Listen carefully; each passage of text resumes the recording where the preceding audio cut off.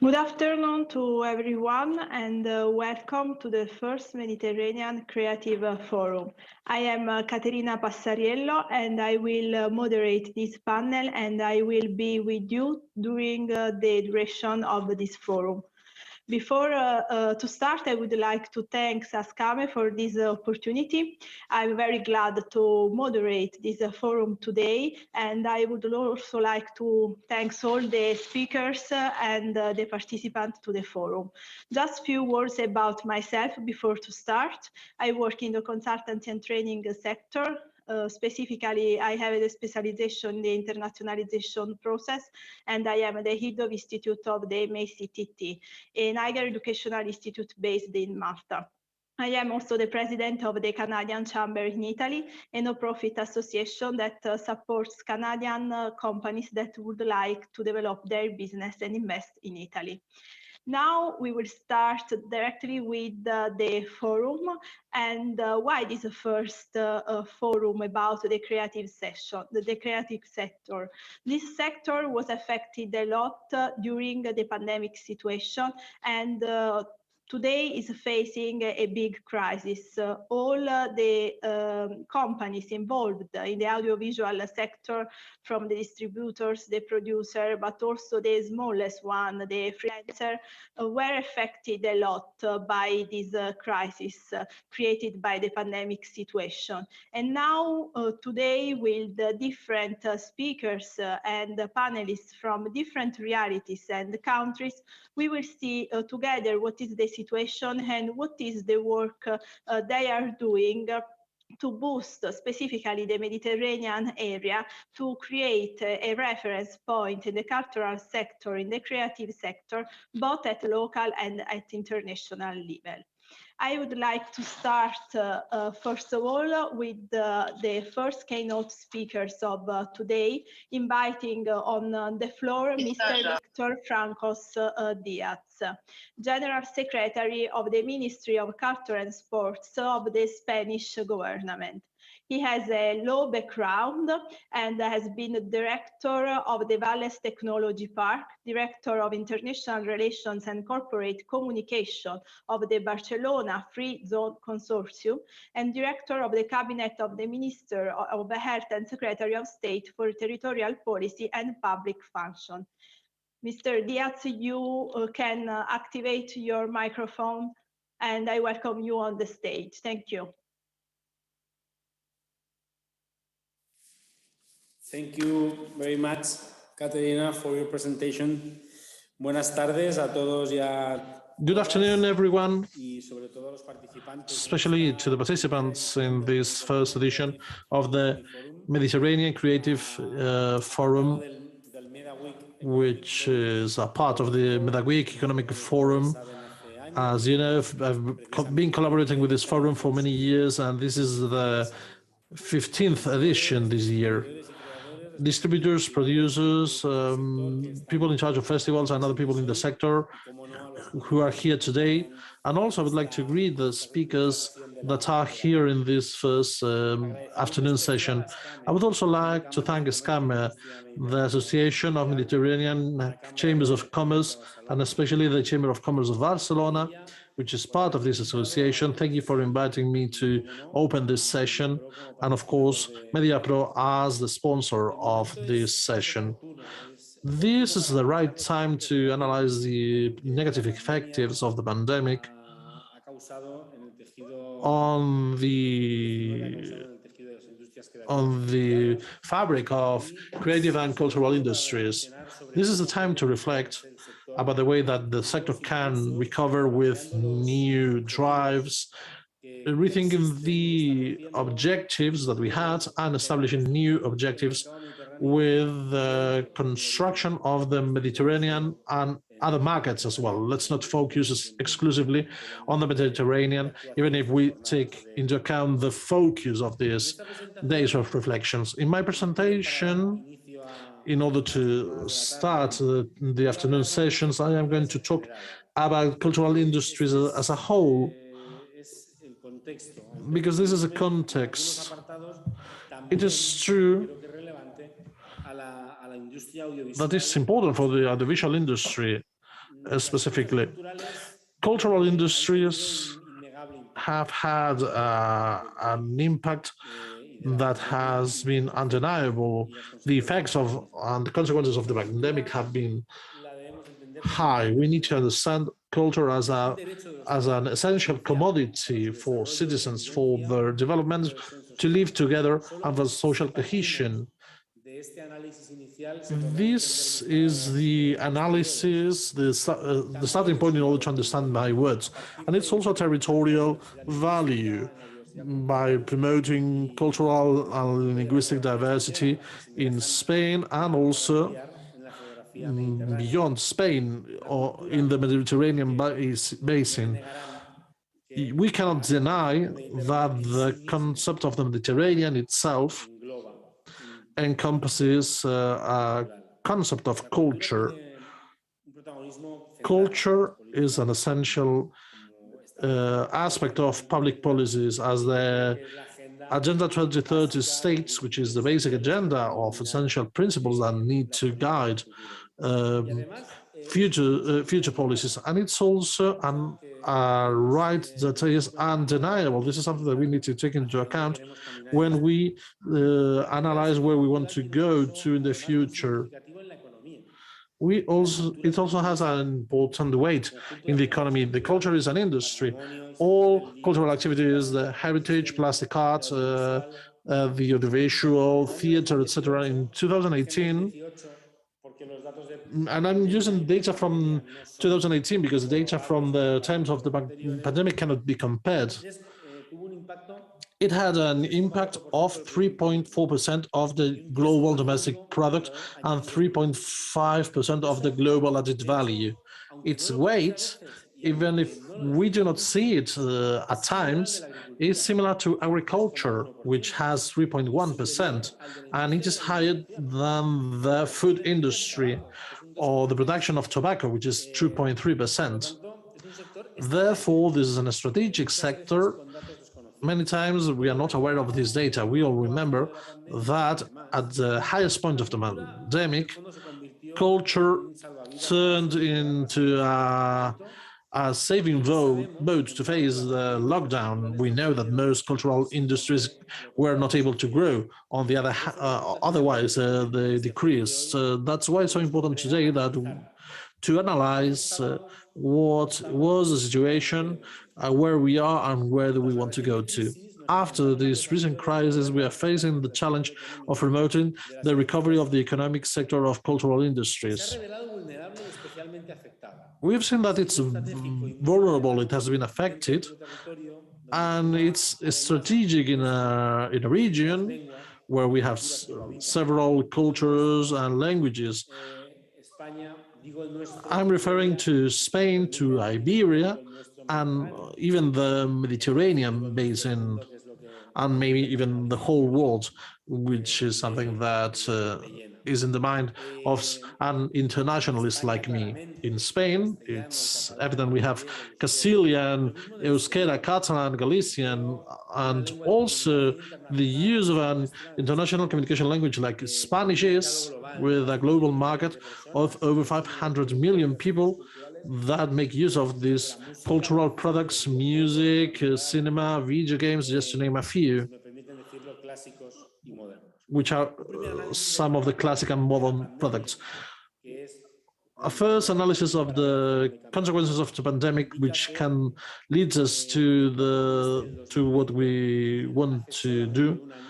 Just 1 year ago, the employment in the cultural sector it could be around 650,000 people. That implies a decrease compared to 2019. before the pandemic, at least in Spain, and it meant an important decrease. The income from the consumption of cultural products also was reduced 21.5% in the public sector and 45.1% in the private sector. The impact on some sectors in 2020, which is the year of the pandemic, and not in a positive way, compared to 2019, is losses in theater, 65%, visual arts, 75%, books, 72%, 75%, sorry, and cinema, 72%. Let's be clear, only video games, streaming platforms, and podcast audiences have had an increase during the lockdown. Maybe that's not something new for you, but I tend to think that the differences between the things that you say aloud and what is written tends to have a bigger impact than those things that are not mentioned. I'd said at first that culture is an undeniable right. This may not seem important, but the closer I take a look at this sentence, the more important it is for me. Culture is a factor for development and social cohesion. Maybe if you analyze one of these words that I've been saying, you will understand that culture is a factor of cohesion of our own society. We have to face challenges in the cultural industries. That's what I was invited to this forum and why I thought that to be respectful with our audience, we had to frame the situation. Cultural industries are a strategic sector for the productive development, for competitiveness and employment. They also contribute to social inclusion, the promotion of cultural diversity, the distribution of information and knowledge, and value generation is another important aspect here. Besides, these cultural industries have a lot to offer to other economic sectors. Creativity is a key element for the readaptation to new scenarios, because things will never be again like they were before the pandemic. We also need to rethink our activities. I dare to say that culture will be an essential axis for the new paradigm that the pandemic has opened. We will have a different society, which to a large extent is due to the things that we do in the cultural sector. It is a sector that will contribute to this change. No doubt about that. I need to also mention some challenges and opportunities for these industries. The European Commission considers that they are in a strategic sector as well. They contribute to the generation of employment. 8.7 million jobs, almost 4% of the employment in Europe is in the cultural sector. We are not talking about derivatives, we are talking specifically about the cultural industry.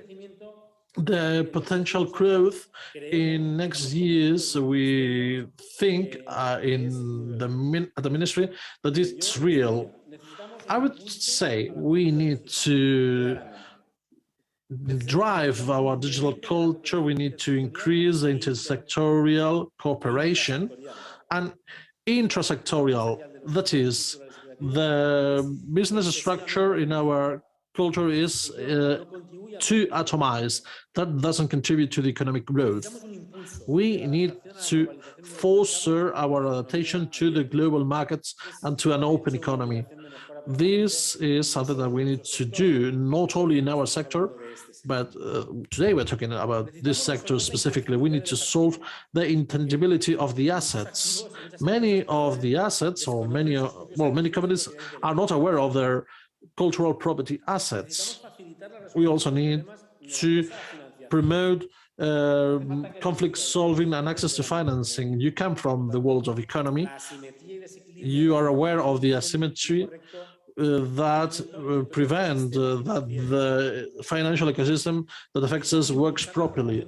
We need to promote the training of the professionals in the sector. I will mention some of the initiatives we have for that. We also need to improve the working conditions. Yes, we have a sector which is in a precarious condition with a diffuse tax regime, let's say, which leads to a difficult situation. And we also need to finish with the imbalance of the cultural activities in our territories. Cultural activities need to be global, and our population, all our population needs to have access.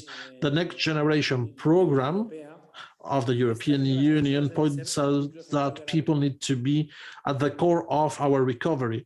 I dare to say, if European citizens do not have an equal access to culture, they will not recover from this health crisis that we have suffered. That is essential. We need to have a territorial balance in the field of culture and access to culture. The main axis of public policies affecting us. Well, just some hints. I wouldn't want to bore you, but when we are invited to speak in this fora on culture, challenges of the cultural industries, we need to say and to expose the way that we see things.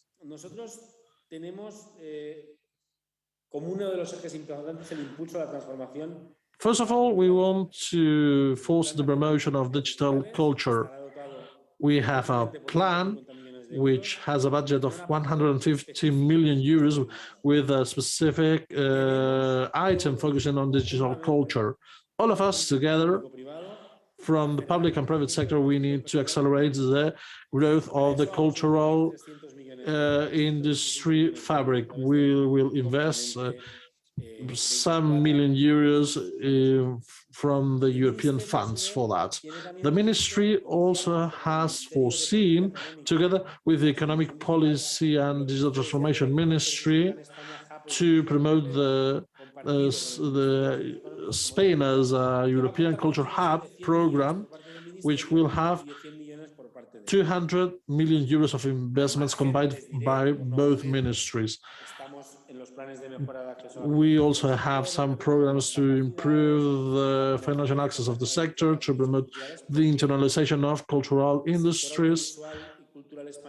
The Spanish sector, the cultural sector, needs to internationalize itself. That's why they need support. We also have to improve the working conditions.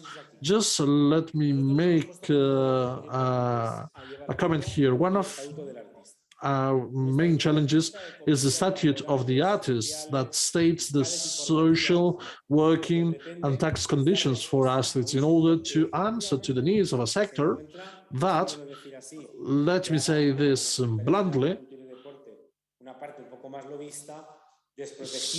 which is unprotected given some of the realities that we are observing.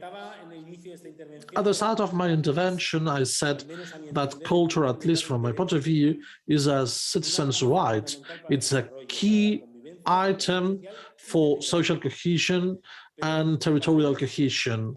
Simultaneously, the ministry is planning, convinced that culture and creativity generate some resources with an added value. If you allow me to quote Job Hopkins, organizations and states that are able to generate innovative ideas in terms of intellectual and industrial property provide more economic value. In the field of cultural industries, in a globalized world, we need to develop international initiatives that ensure the economic balance in the value chain, that protect the rights of intellectual properties of the creators and on the industries, and which at the same time are treated as a way to attract new audiences, as a way to ensure the access to culture for our citizens. Cultural industries become, therefore, an essential asset for the green digital transition which our future requires. We are doing our utmost to do that, and we will need your support for that. Thank you for your kind attention. My apologies for such a dense exposition, but since I became the State Secretary for Culture, when they let me talk about culture, I have to talk about these issues as broadly as possible, and I have to mention the importance that culture has for the future of our societies. Thank you very much for your kind attention, and we'll see you later. Thank you a lot, Mr. Diaz, for your intervention. And now we will go through another key speakers today. So I invite on the floor Mr. Jean Nimad Christens, a former Deputy Director General of the European Commission. He worked for the European institution from 1979 to 2018, including as a director in the Commission's Secretariat General from 2003 to 2014, working directly with President José Manuel Barroso. He has headed the European Commission representation in Denmark from 1993 to 1997 and was an advisor at the Danish Permanent Representation to the EU. He is today Senior Advisor at the Creative Business Cup Foundation. Hello, Mr. Niemann. You can Yes. You can start. Thank you. Thank you. Hello, and thank you for inviting me also to make a brief contribution here to your discussion today. As you just heard from the State Secretary, the European Union as such have made a very substantial effort to help the culture and creative sector during the pandemic. And I will therefore not go further into these instruments that have been mobilized, except to say that they have largely been focused on supporting the member states in their efforts. We have, for instance, which is a key instrument, allowed massive state aid, so the governments in the countries were they to choose so could offer very, very substantial public funding to private businesses that would previously have been unheard of. As far as I know, just as a small technical footnote, the EU has in the last 18 months approved and supported and accepted more state aid in the member states than in all its previous 60 years of existence. So our recognition was that public funds make a difference. But I will come through this from a slightly different perspective than the previous State Secretary, because I would also try to go a little bit, lift myself up and see where are we now. And I think the Mediterranean, which is of course the focus of this conference, is in a way a world of diversity, of inspiration, and united by a shared history. But from a European perspective in recent years, much public debate has, and I say that unfortunately, focused on the Mediterranean as a sea of separation, rather than the unified region with a huge, huge potential for all of us. Your conference this week, and I have looked at the program in general, offers hope and an opportunity that we can turn this around and move the Mediterranean region forward together to the benefit of all countries concerned. I will, of course, allow myself to speak a little bit from the perspective of how we see it in Europe, because this is where I live and where I, of course, know most about it. But I hope that some of my messages that I will share with you will also ring a bell and be relevant for our friends who are following this from the southern shores of the Mediterranean. We are still, as one of the questions you asked, we are still in the midst of the health crisis, affecting the very fabric of all of our societies, how we live, how we work, and how we interact. We are still learning to live with COVID-19, and some say we will have to live with it for a long, long time. It is not clear if or when we shall return to some degree of normality again. But I truly believe there are things that will never be as they were before, Let me just give you a couple of examples that are relevant to many sectors. Teleworking is one of the key ones. Our work life has been radically changed, and I don't think we will ever see a return to everybody moving to the office at 8 o'clock in the morning, or for you Spaniards, slightly later, but then also you hang on much later in the evening. Video conferences is another tool that we have learned to exploit and to the benefit of work and processes. And just to give you a cultural example, visits to museums is now possible from your living room, where and it is a serious alternative to physically go there. I don't need, here from my office at the Creative Business Network in Copenhagen, to go to Madrid to see the masterpieces of the Prado Museum. I can see them, I can sometimes even see them better from my computer screen. So in a strange way, COVID-19 is now a shared experience by humanity across the world. I don't think I can think of another one of that nature. It unifies us all, and it offers the opportunity, in particular to the world of culture and creatives, to produce recognizable images and stories of our recent past. Rarely has history given us all one common shared experience. But let's be frank, the impact of COVID-19 on the world of culture and creativity has been devastating. Tens of thousands of people across Europe, and I believe in North Africa, have been left behind by most, if not all, of the support schemes that countries have adapted to protect their economies and their labor market from the consequences of lockdowns and restrictions on the number of people allowed to physically meet. I fear that many of these individuals have been lost from the cultural economy for good. They have simply been forced to look for jobs elsewhere, simply to survive. It means that while we have been able to support the businesses and the economic structures of a certain size, the tens and tens of thousands of individuals who were in a way subcontractors are making very, very important services available to the culture and creative economy. They have had no access to the support schemes or very little and are lost for this economy. And I think many of them will never return. They are what I call the most vulnerable people in our societies, a largely forgotten segment. They will be sorely missed in the coming years from many cultural production chains. The national support schemes that I've mentioned, where they have been lucky not to have some, because not all countries have had the resources to make genuine efforts in this area, have shown to be very ill adapted to the non-conventional business models and forms of employment that we see in the world of culture, of creativity and innovation. Tens of thousands of people have fallen through the net. The film industry that some of you are focusing on slightly later has suffered as much as any. We have seen closed cinemas and theaters. We have canceled or suspended production lines. Online and TV broadcasts have been short-term winners, but I'm convinced that only if the production generally picks up and returns to near pre-COVID-19 levels can we truly say that even the film industry or the TV and online have come through this crisis intact, and we are far from there yet. But there are, of course, also a few bright spots. Let's not be all gloom and doom. Digitization has been a key driver for necessary innovations in the world of culture and creativity. I would claim it was long overdue. Another beneficiary has, of course, been the video game industry, which has really prospered, and I think, again, will continue to do so. They reach a young audience with a huge potential to build on. Let me end by concluding that people have generally suffered from the lockdowns and the isolation that we have all come to know.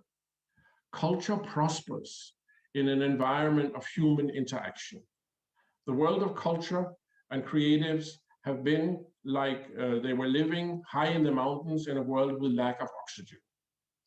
As we are emerging or hoping to be emerging from the restrictions, the world of culture and creativity holds a key to reconnecting us, not only with our families, with our friends, and with our colleagues, but also with a much wider world of cultural diversity.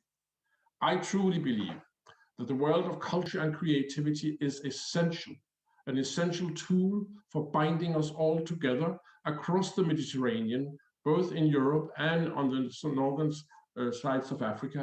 And they are more important than ever in times of dangerous voices preaching cultural and religious nationalism, xenophobia, and division. So these have been unbelievably challenging for many of us, and we are not out of it yet. But I do believe that culture can be a major contributor to taking us forward after we have hopefully left COVID-19 behind us. Thank you. Thank you, Mr. Niemann, for your point of view and your intervention. And now I will invite the last keynote speakers of this forum, Mr. Miquel Rutland, President of the Cluster Audiovisual de Catalunya. He is an Niger telecommunication engineer, and he was Commercial Director of TVC Multimedia at the Catalan Audiovisual Media Corporation and the Territorial Director of Vitel's Audiovisual Engineering. Since 2012, he has been the CEO of the La Viña Group, one of the main audiovisual content and services groups in Spain. Thank you, Mr. Rutland. You can activate your microphone and start your presentation. Thank you very much, Caterina, for inviting me to participate in this talk. I'm going to change to Spanish. I think I'll be able to better transmit everything I want to say about the audiovisual sector. Buenas tardes Audiovisual. Good afternoon, everybody. Now, in the next few minutes, I'd like to talk about the future, not so much of the present or the now. And I'd like to propose a Mediterranean industrial policy of the audiovisual sector. In the cultural industry, here we work in the audiovisual mainly, so we want to focus on the audiovisual. So in my short presentation, I'll develop two ideas. One is the importance and the cross-section importance of audiovisual, and two, the importance of audiovisual hubs and audiovisual industries and how the future hubs should be. So I'll try to propose this industrial planning in the Mediterranean, a reality that should respect every territory's reality. The audiovisual sector is evolving globally. It is an economic reality as well. The audiovisual is pulling creative and cultural industries such as a fiction content industry, documentary, music, performing art, or new shows based on audiovisual projections, all the sectors. The audiovisual sector, at the same time, is a driver of other sectors, such as media. Media, in its broader sense, advertising, institutional, corporative. Then the MICE industry, and the new industries based on audiovisual technologies, such as video games and virtual reality. Also, in audiovisual, basic sectors for our society are more and more important, such as education and health. We could say that the audiovisual is transforming many of the existing industries, and it helps us to be more efficient. Just the word audiovisual is as important as digitalization. And it is one of the main references in the IT sector.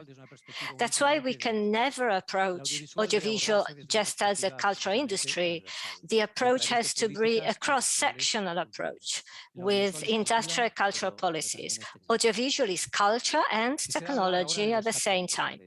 Now, the audiovisual hubs. We've always had audiovisual hubs. We all know the Hollywood historic references, Cinecittà in Europe. We didn't call them hubs, but they are industrial complexes where the audiovisual industry was concentrated to generate brand and talent and look for energy and efficiency.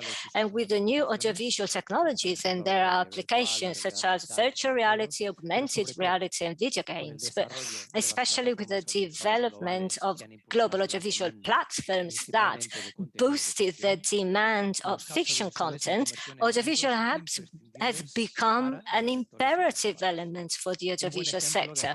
A good example audiovisual hub is the planned spin of Visual Hub Europe. The General Secretary referred to that. This plan that is pushed by the government of Spain, wants Spain to become the first hub in Europe. It involves tax advantages, talent development. It is a very important part for the audiovisual industry in Spain. But in my opinion, it has one flaw only. It does not involve the fundamental component of audiovisual. I refer to infrastructures. Infrastructures mainly, because in the audiovisual sector, infrastructures are fundamental.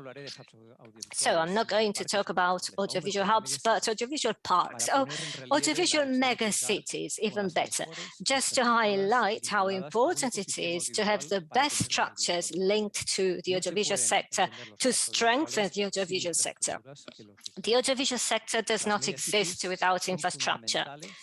Megacities are fundamental in the new paradigm of audiovisual production, of global productions.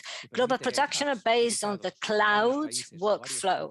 We can have clouds in various continents and countries, and they can work in a collaborative, ordered and efficient way.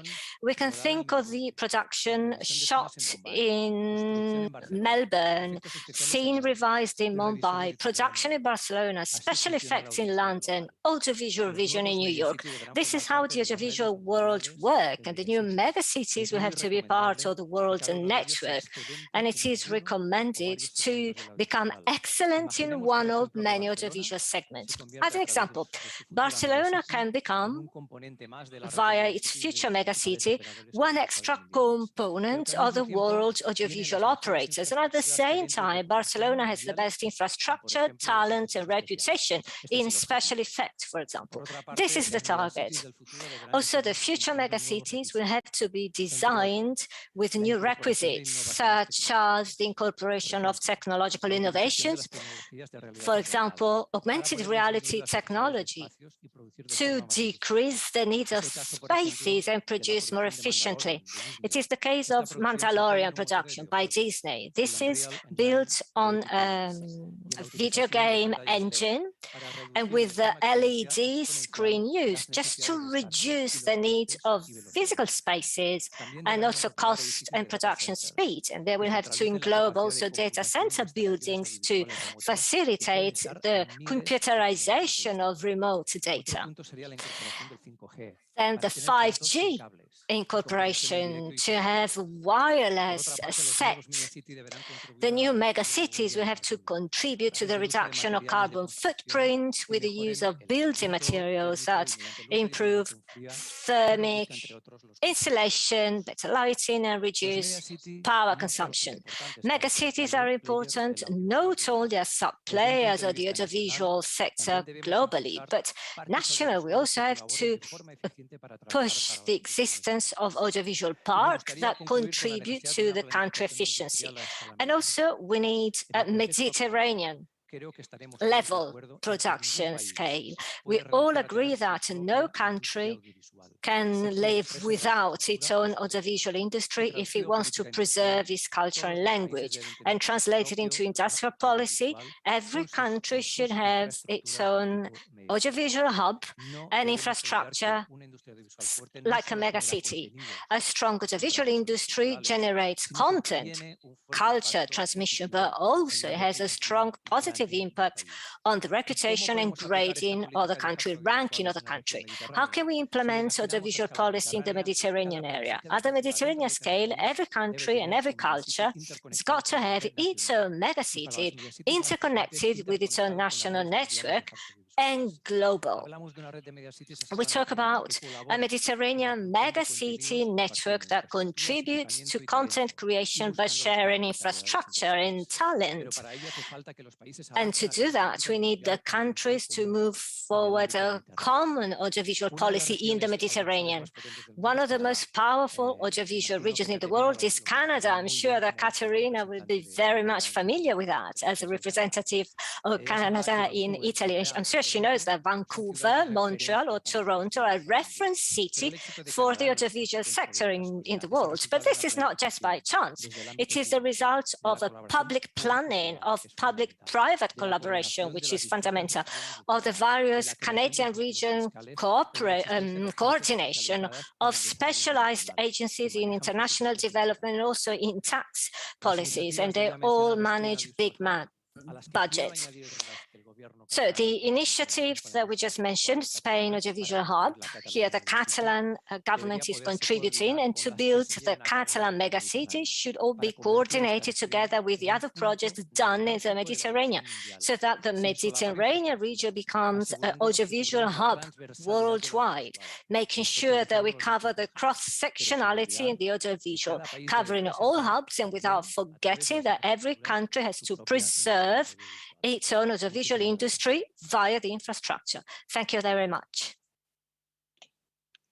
Thank you a lot, Mr. Rutland, for your perspective and also for the reference to the Canadian country that should be of very interest regarding this sector.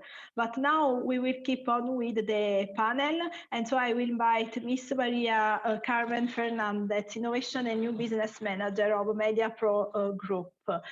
She's a Niger telecommunication engineer, and she began her career in research and development at Ericsson and Vodafone, to later hold various management positions at RSLcom, an American telecommunication operator. After being managing director of the streaming platform Total Channel, she joined Mediapro in 2014 until she was head of the innovation and new business area, made up of different innovation areas and audiovisual platforms.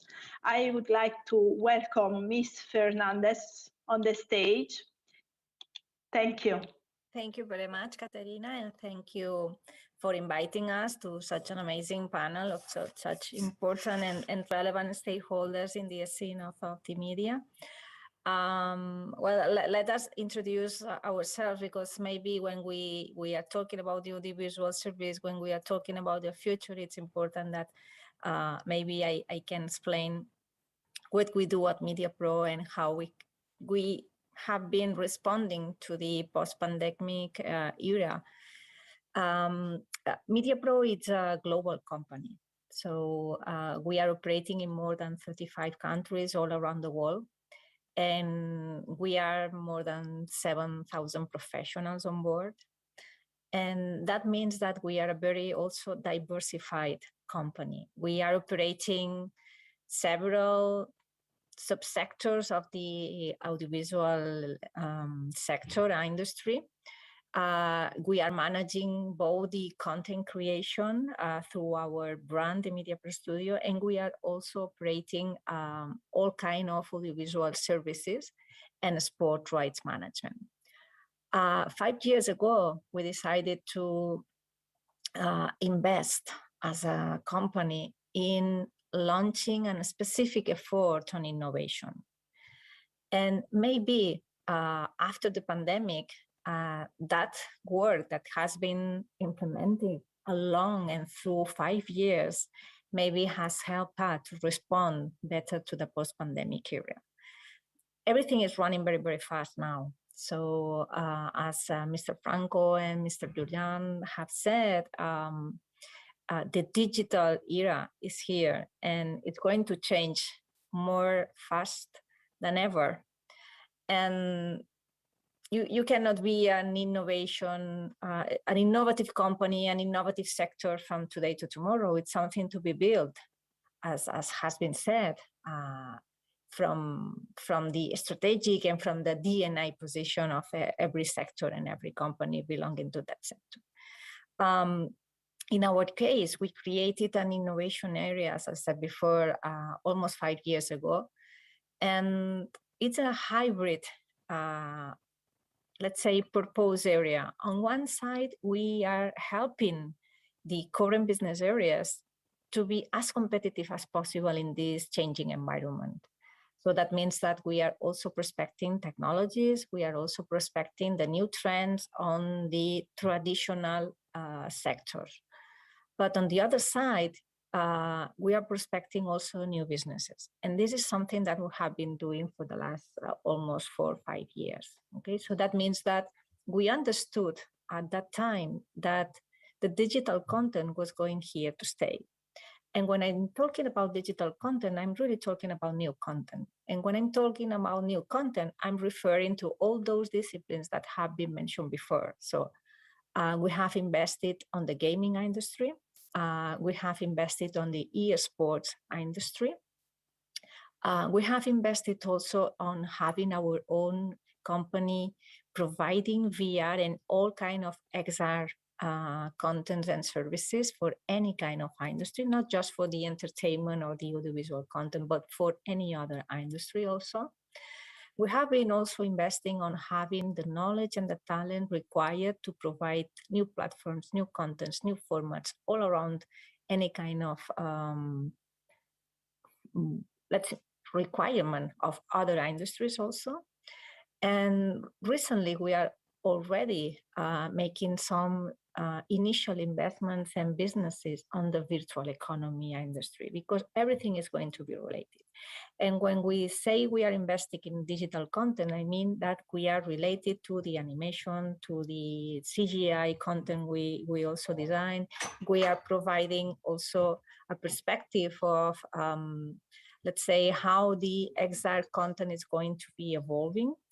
And also, we have this transversal mind and mindset and approach to any other industries, because we think that content is not just for developing and enforcing the audiovisual sector, but it's going to be also transforming any other sectors.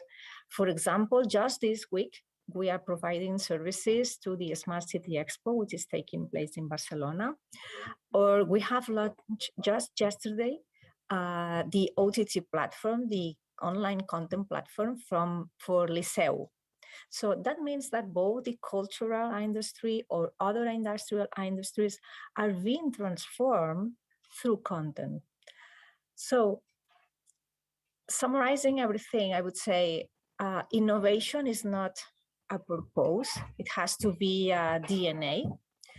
And it's not just for the audiovisual industry, but also for other sectors that are going to be taking touch with the audiovisual industry to be transformed.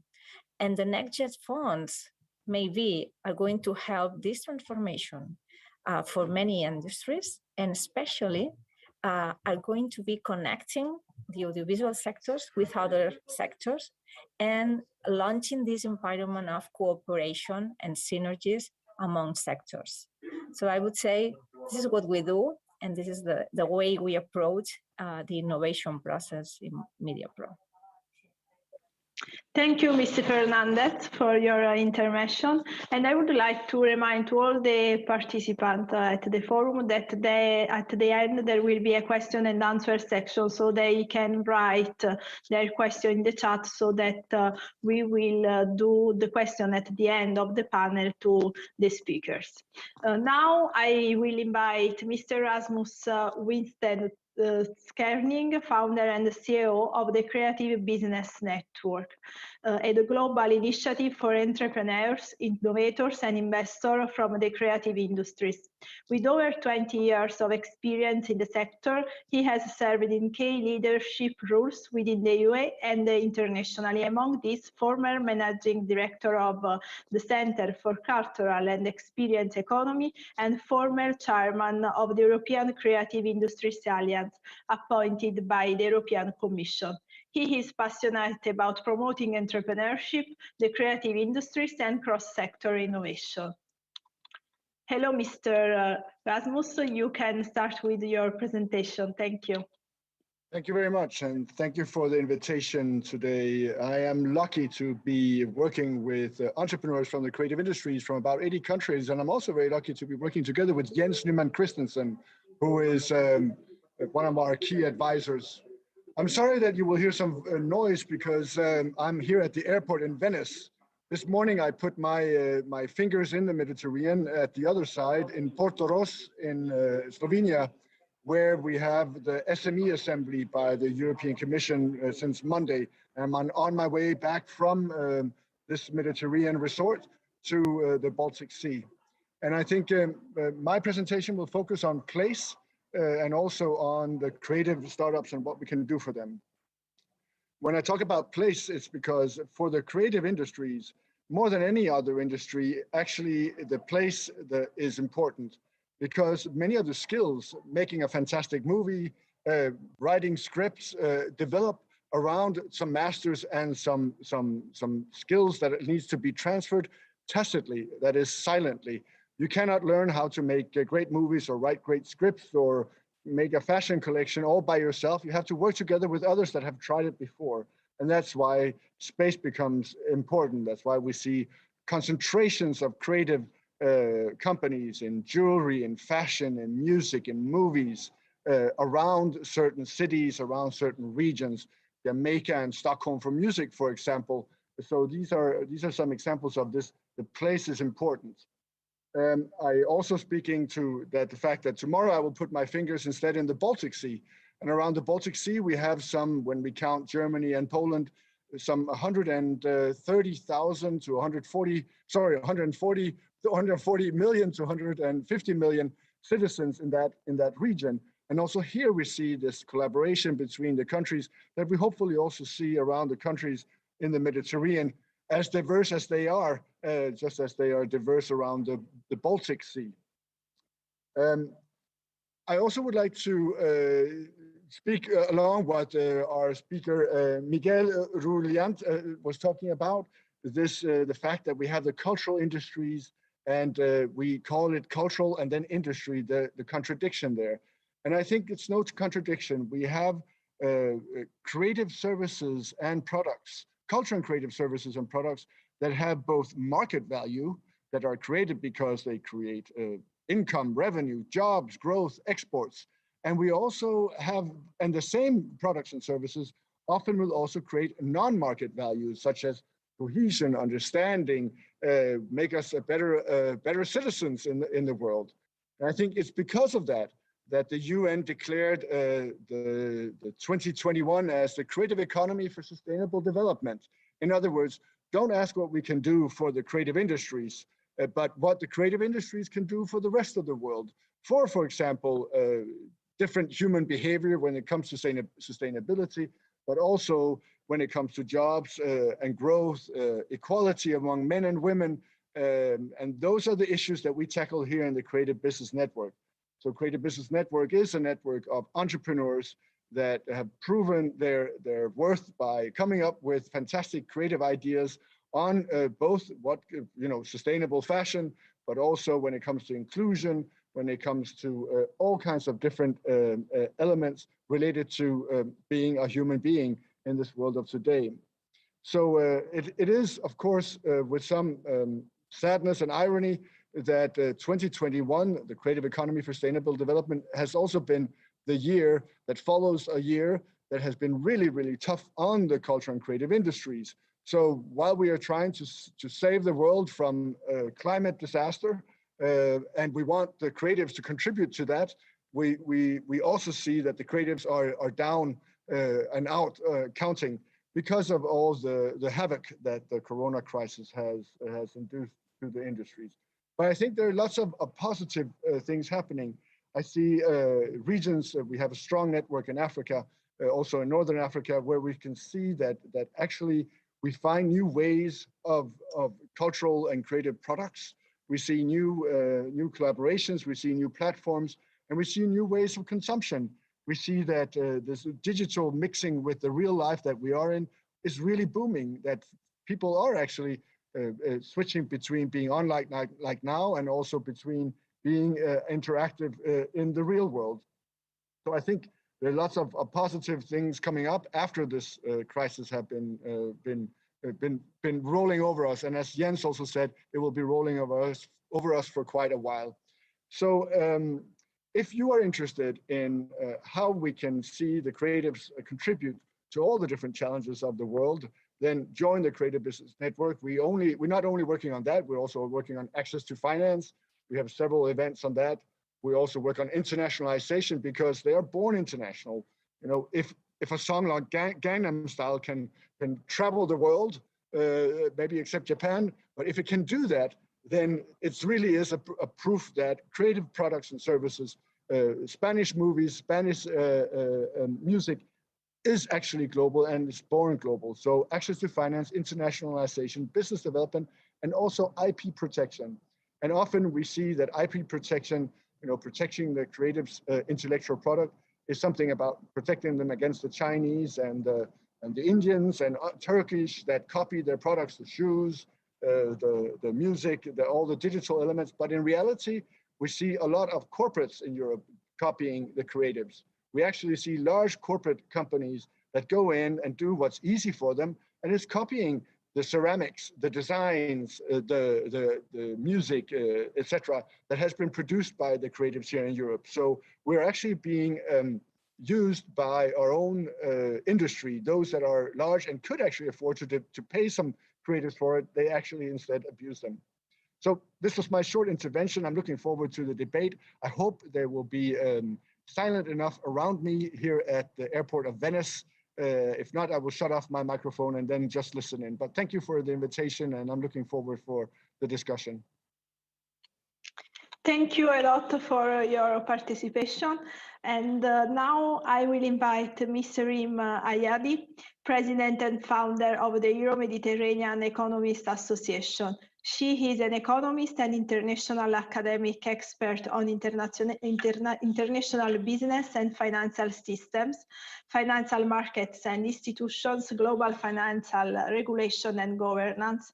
And Mrs. Ayadi is also founder and director of the Euro-Mediterranean Network for Economic Studies and professor at the Bayes Business School of the City University of London and senior advisor at the Center for European Policy Studies. Welcome, Ms. Ayadi. Thank you a lot for your participation. Thank you, Katerina. Thank you for inviting me. I'm very happy to contribute to this panel. Do you hear me well? Yes, yes. Thank you. So my comments are going to be concentrated to an initiative that we at the Euro-Mediterranean Economists Association are leading since a year. It's a program on creative Mediterranean, which fits well into the topic. 2021 is a very important year because it's declared by the UN as the International Year of Creative Economy for Sustainable Development, and this was mentioned previously. And I think this is an important milestone because it gives an important role for this sector, creative economy, or whoever is active in the creative economy, to boost it, but also take into account the global health situation during the pandemic, which we are not yet in a phase of post-COVID-19 pandemic. Many countries, also in Europe, are still battling with the situation. So I would like to focus on the CCI, means culture, creative industry, subsectors, which also include a couple of large subsectors. Within each subsectors, you have other small subsectors. So the art and culture, design and media. So these sectors are very much important to boost citizen well-being, social innovation, economic growth. I think this has been already said. And I would like to share with you this initiative that we have started, funded by the European Union, which is really trying to boost the CCI in the Mediterranean, South and East. So the main idea is really to promote this creative economy in the region from a public policy standpoint. So I think we have heard a lot of the role of the state aid, fiscal policy, but also the role of the government actors to support these sectors, particularly when there is a crisis situation like the one of the pandemic, where the culture creative industry actors have been really very much affected by the pandemic. Although there has been, as it was said, large opportunities in the digitalization, which obviously those actors have to be prepared to reap the benefits of such a transition. So the second point that we are trying to do is to create jobs for women and youth by supporting entrepreneurs to create value and also connect and generate decent jobs. So that is why we're also working with incubators, accelerators, and entrepreneurs, particularly women and youth, in the 8 countries of the EU South neighborhood. And also to strengthen the cultural and creative entrepreneurial ecosystem in the Mediterranean. So this is also a very important role to link into the overall entrepreneurial ecosystem to create these hubs. And this was mentioned previously also by one of the speakers. Our organization is, as you said it, is a Euro-Mediterranean Economists Association. So what we're also trying to do is to foster knowledge-based innovation, research and development into policy and action. And we are thinking that the creative economy can be a pillar for resilience and for development and job creation in the Mediterranean, and of course later on also, in Africa. Also in Europe, it's very well advanced, but in Mediterranean and Africa, there is a large potential which can be unlocked, but then when the appropriate measures are put in place. So I'm not going to go through the numbers because I see that the time is passing. But I just want to emphasize one element, which in the Mediterranean and Africa, there is little data on the culture creative industry. So it's not really part of the statistical systems. And also it's very difficult to identify to what extent they contribute to development, and they can contribute to value creation and to job generation as well. So it is important to foster the development of relevant and reliable data to be able to understand really what is the magnitude of this sector in the South Mediterranean, South and East Mediterranean and Africa. So also these subsectors have been, as I mentioned, and was already mentioned, very much affected by the COVID-19 and all the lockdown measures and other mitigation measures.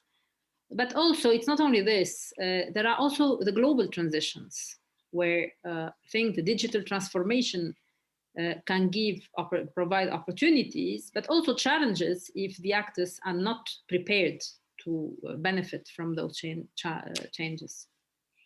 But also there is a sustainable transition where, all the activities they are doing have to be also sustainable from an environmental, social and governance perspective. This is also another transition that needs to be taken into consideration.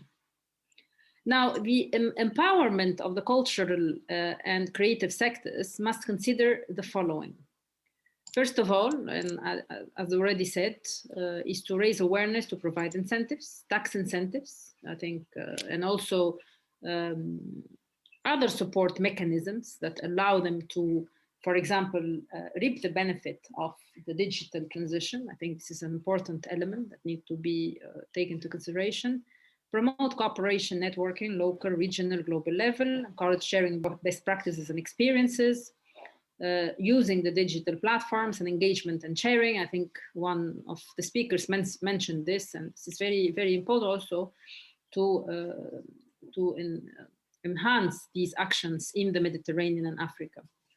Also enhance the capacity, the human resources capacity via training and coaching, Access to finance was mentioned as well. Enable the environment at all levels, institutional, administrative, also helping these companies or these artists to cut the red tape, and obviously link them to financial providers, and for example allowing them to be able to develop their ideas and make them upscaled over time. So I think it is also important for the South Mediterranean, we've seen it in the work we have been doing, is that to try to tackle the fragmentation and censorship in some countries. Now, let me very quickly share with you what we're trying to do within this creative Mediterranean. So we have full-fledged program, which will be structured into practically different pillars. One key pillar is the mapping and trying really to understand and identify all the actors that are contributing into the creative and cultural industries. So trying to give training, enhance access to knowledge, enhance access also to coaching and mentoring, and then providing sub-granting schemes and also other innovative financial schemes that are private-public with guarantee instruments, and trying to work very closely with the financial sector at the local level, and then eventually later on at the regional level. So this is not there. And then, of course, provide access to markets. Our intention is to develop hubs, and I think collaborative local hubs are key. We have started already the actions in 5 countries, mainly Tunisia, Morocco, Egypt, Jordan, and Lebanon. Of course, the case of Lebanon is a very difficult case because of the economic and political situation they are going through. These hubs are connected in Barcelona, where we are linked. We are headquartered. We are actually headquartered in the São Paulo Art Nouveau site as EMEA, as the Euro-Mediterranean Economist Association, which is declared also heritage site by UNESCO in 1997. And this is important because we can also link to values like sustainability, health, education. Also creativity, culture could be also linked to those sustainability, education, and health. I think there should be some synergies there that need to be taken into consideration and fostered. And I think in the short run, and I finish here, so this is my last comments. I think it's important to invest in innovative health solutions, particularly to respond to the pandemic, because again, in those countries, they still need to develop this type of instrument to really be able to continue their work without having any negative health spillovers afterward. Digitalization is essential, e-commerce, remote working, distance education. All these are very important elements for the CCI to prosper and to develop. In the long run, I think creativity is key for brain health and cognitive functions, and more research on that element, on those areas have to be developed, particularly when we have lived 2 years of global pandemic. So the COVID-19 has impacted brain health as well. I think this is important to keep working on that. The quality of education, and focusing education really on what is needed in the cultural creative industry. Social innovation is essential as well, particularly to enhance social inclusion. And specific actions should be targeting women and youth. Why women? Because very low level of participation rate in the labor force. And their presence is very weak in the entrepreneurial ecosystem in this region. Also for youth, to really engage them as much as possible, to develop their ideas, and that the status of entrepreneur and artist is recognized in those countries. Also to build on success stories. I think there are many success stories. The cultural heritage in the Mediterranean is extremely diverse, and it needs to be a force for developing value in the CCI. So I take this opportunity to thank you very much for inviting me, and I would like to invite you all to our annual conference next week, 24th, 25th of November, and it will be organized virtually. So then you see what were the achievements of the program. Thank you. Thank you a lot, Ms. Ayadi, for the presentation of your initiatives. And now I will give the floor to the last panelist, Mr. Mohamed Zoglami, co-founder of the AfricDAP and African Colors. He is a consultant in development and strategic analysis, specializing in creative industries in Africa. He is also a member of the Scientific Council of AFRIA, Francophone Agency for Artificial Intelligence, and honorary president of the African Center for Economic Intelligence. He has worked in European institutions and managed the Externals International, a consultancy specializing in development and cooperation with emerging countries, particularly in the Mediterranean and the African ones. So thank you a lot, Mr. Zoglami, for your presence. You can start. Thank you. Merci beaucoup, Katerina. Vous m'entendez bien? Thank you very much, Katerina. Can you hear me? Très bien. Yes, yes, you can start. I wanted to thank you. Thank you for giving me this opportunity of expressing myself and for being part of this region of the South, which is missing from our panel today, but also to be a bridge between the Mediterranean and Africa, which is absolutely important. I heard that the panelists that were here, well, I realized that what each of them were saying was quite, there were quite a lot of commonalities. I would like to talk about the school of which I am a shareholder that is based in Tunisia, which is in fact the first school that was established in Africa in 1999 and who focused on digital technology. It's important to note that this school has trained more than 50,000 youth, and 95% of which are employed or find a job even before graduation. And we also support them in their entrepreneurial ventures. And so we work with, we have from students from 15 African countries that we have an ecosystem in Tunisia that is extremely active, because today we have about 40 studios or startups that all work in animation. We have an animation studio that is CGS 3D, which is one of the largest studios in Africa and the Arab world, because they work with Disney, and this is something that nobody knows. We have a video game studio. We also have a virtual reality studio, and I also try to bring studios from abroad that establish themselves in Tunisia. And so this is also a quite interesting aspect. I've brought in, for example, some special effects studios, and for example, we train students in special effects. And so, for example, some of them have worked on Game of Thrones, or they have worked on major American blockbusters such as Avengers, and this is all done in Tunisia and unbeknownst to everyone. And so this ecosystem has been created with this Mishlibi, which is the first woman to have been involved in these endeavors. And so we started out from the observation that if we were to develop an ecosystem, we first needed to develop information.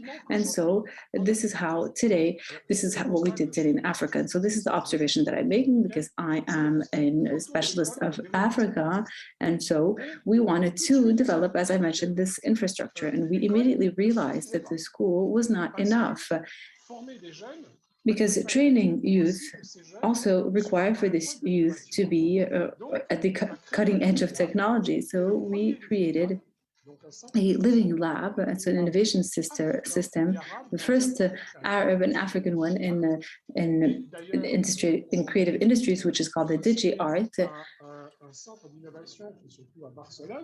And there's also a creative center in Barcelona, and I would like to give them a little shout out.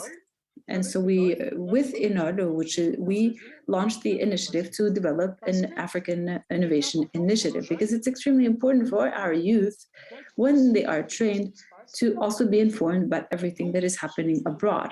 And so this allows us, in fact, to develop applications, cutting-edge applications, because we receive in this living lab people that come from other creative sectors and other Tunisian universities within the Living Lab, or other African partners that come to this Living Lab to develop applications. And the last application, this is where I turn to Carmine, we develop applications in virtual reality of a very high level. And the most recent one allows a teacher to a professor to broadcast to their students through virtual reality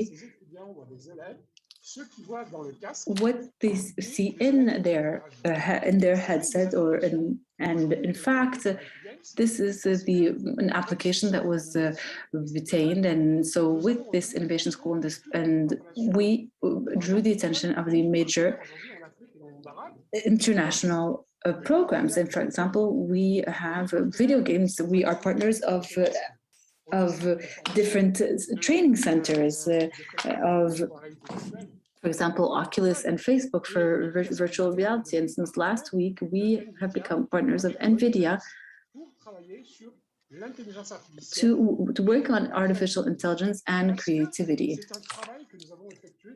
This is work that we have been doing for a very long time to work on the quality, providing our students with quality content. And so this is what has built the reputation of our school. And obviously we have all been struck by COVID.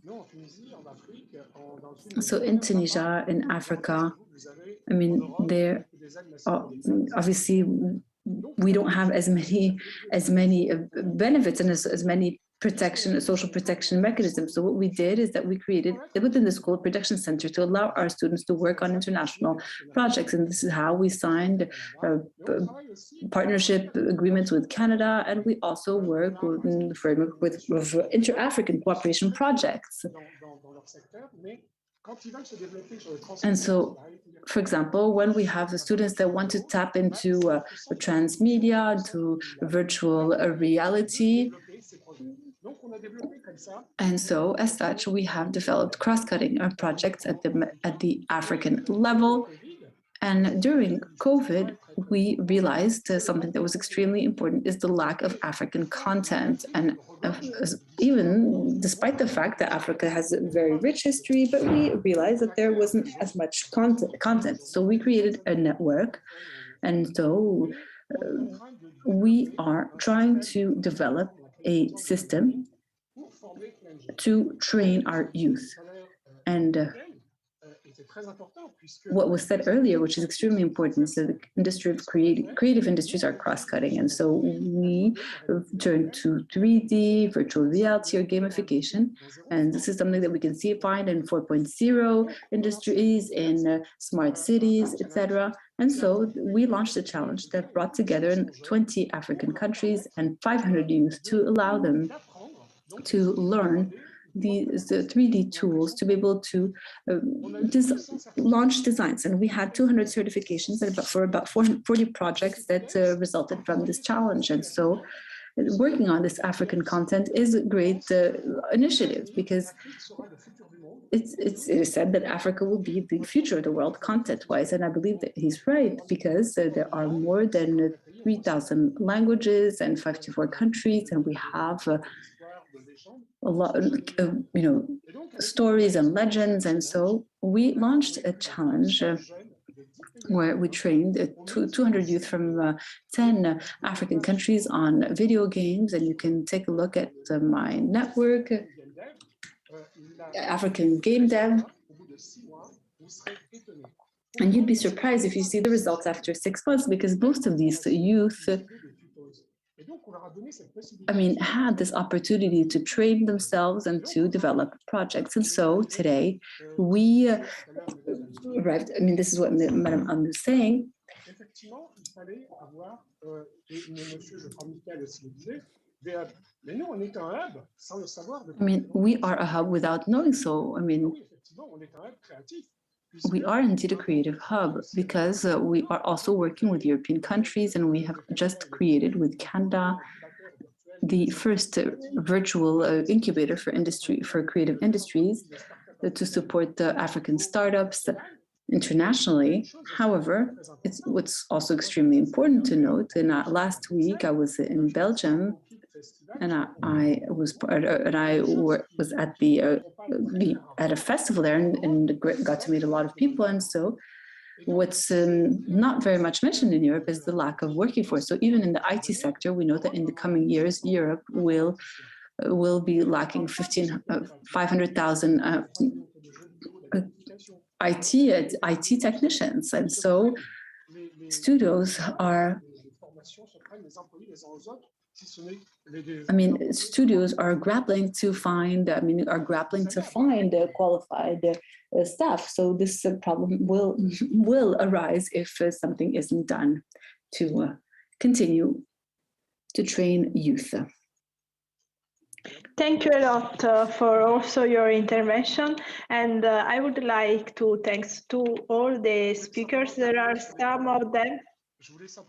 I simply wanted to conclude on the talents on training because this is something that's extremely important. And so if Europe wishes to continue to be as it is, it will need talent. However, today, 75% of the African population is under the age of 25. And so the talents are in Africa. It is in Africa that you will have to train people in order to work on these international projects. And this is what we have started to do. But the issue is the lack of resources. So this is the point that I wanted to end on. Thank you. Thank you a lot. As I was telling, I would like to thanks to all the speakers. There are some of them that have other commitments, and so I hope to see them again soon to speak about maybe some opportunities of collaboration. Now, just a two questions from the audience that I will give to all the speakers who would like to answer can activate the microphone, so that we can you can have a little bit of debate about them. So I would like to ask how can we shape the future of the Mediterranean audiovisual ecosystem? So on the basis of what you have told, what do you think we have to do to define the future of the Mediterranean audiovisual ecosystem?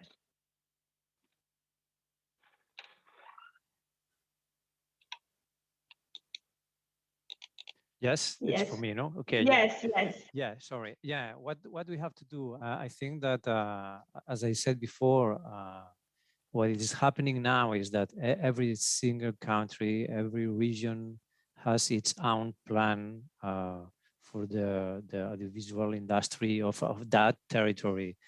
And this is not fission, and what we have to do is find a way to put all the plans together and try to coordinate plans and avoid all the overlapping that is going to happen, that it is currently happening, and that it is going to happen in the future if we don't work in a coordinated way. So what you have to I don't know why, probably it is through institutions like the European Commission or others that we should be able to coordinate efforts and investments. But because, as I said, in our opinion, infrastructures are so important, are very important. It is also very important, and I agree with Monsieur Zoglami sur l'importance du talent. The talent. I agree with Mr. Zoglami on the importance of talent. And we have to develop that talent in many other places. So My idea was to collaborate in terms of infrastructures, but why don't we collaborate also in other aspects of the audiovisual industry and the audiovisual ecosystems, like talent and maybe in the possibility of having common infrastructures like OTTs, common OTTs or others. I don't know who has to coordinate it, but I think if we don't want to be inefficient and to have I don't know, infrastructures that are not used, we should find a way to put all the information together and to communicate each other and try to work in a planned and coordinated way, as I said. Thanks a lot for your point of view. I would like to give the floor also to Mr. Zentz, because I have seen that you have raised your hand. Yes, you have to activate the microphone, please. Sorry, just two short remarks. The first is, I think we should work completely to depoliticize the whole process. The more we involve the political level, sorry to say I worked with one, the more complicated it will become, because it then becomes contaminated by so many other reflections about the complexity of working in the Mediterranean area. So the more we really focus on the culture and creative sector and work together at our level and at other levels within the sector, I think the easier it'll be. I mean, the more we lift it up and find some kind of an august institution to do it, the more complicated it will be. The second is something that we are working a lot with from the Cultural and Creative Network in Copenhagen, is to try to help lift the skills, as we just heard also from Mohammed, lift the skills of all the people working in that sector. We believe that we have identified across the world, and not only in the Mediterranean area, a great lack of skills in a whole range of areas for young people to actually professionally move in and work in the cultural and creative sector. So we are offering all kinds of products for that specifically at our level. I think, I just wanted to repeat, I think we need to work, and I think this whole week we have together here is a good symbol of how we can actually do things and meet and discuss things at our level and possibly have greater chance of succeeding than if we try to move back to our political masters and try to find solutions there. Thank you a lot. And yes, I agree regarding the skills and the competencies are at the basis. So sure that we will need to boost them. I have seen that also Mr. Mohammed have raised his hand. Yes, right? Oui, s'il vous plaît, c'est pour un petit complément. Yes, I simply wanted to add.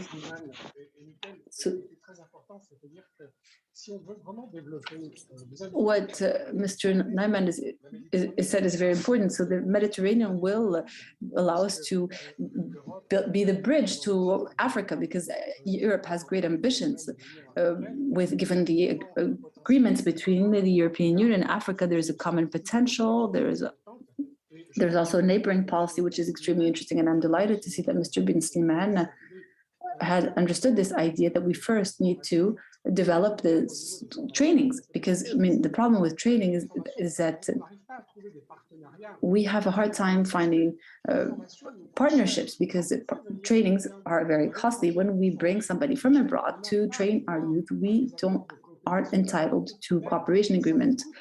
And so we are a private school, so this costs us between 50 to 20,000 euros for 15 days of training. And so you realize that our objective is to bring somebody to be able to train our youth, young Tunisians, young Africans that themselves will become trainers. And so recently, we launched a project with the International Organization for the Francophonie and a pilot program for creative industries. And for the very first time, we committed with the school to train 150 youth in the creative jobs, professions. And after 6 months of their training, we guarantee them a job. And so this is something that we can do because we know where the demand lies. And there is a huge demand in the different sectors that we are working on. And so this is what I wanted to add, is that what's missing today is to have agreements with schools, with training centers, But as part of a cooperation that is caring, quote unquote, because we cannot afford to pay these huge fees. Because the thing is, these youth at the end of training get to find a job.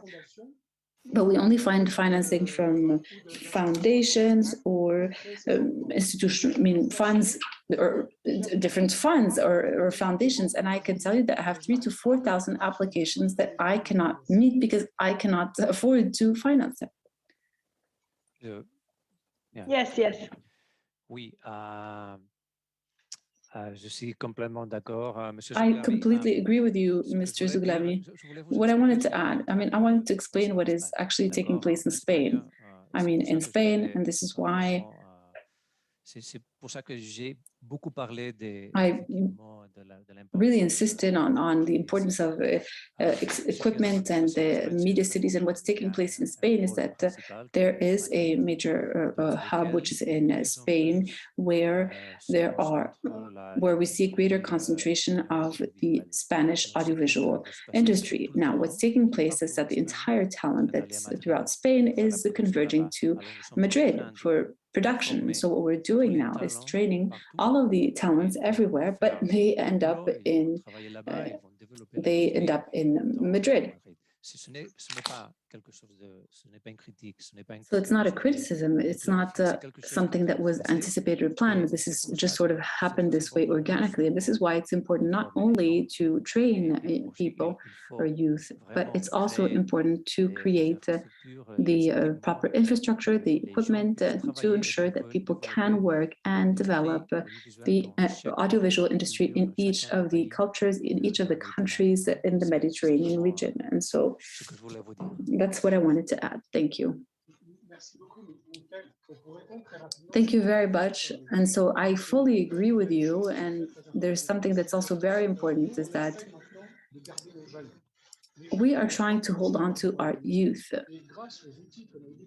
And thanks to the tools that we have had today, and we give them the possibility of working during a year or a year and a half on these projects. And once the program is completed, if they want to leave, they're free to do so. But this gives us at least the time to train other youth, other trainers that can then, hence, sort of training of trainers to train other youth. So obviously, we cannot prevent this departure of youth, but we ask them to at least stay for a year and a half with us to train other youth before spreading their own wings and flying off. I would like to thank you, all of you, for your point of view and this intervention. I would like to thank you also for the participation at this panel, that it was very interesting and with a lot of inputs about which to discuss further. And I would like to close the panel, thanking also all the participants that participating today and giving the floor to the next panel. Thank you a lot and good afternoon to everyone.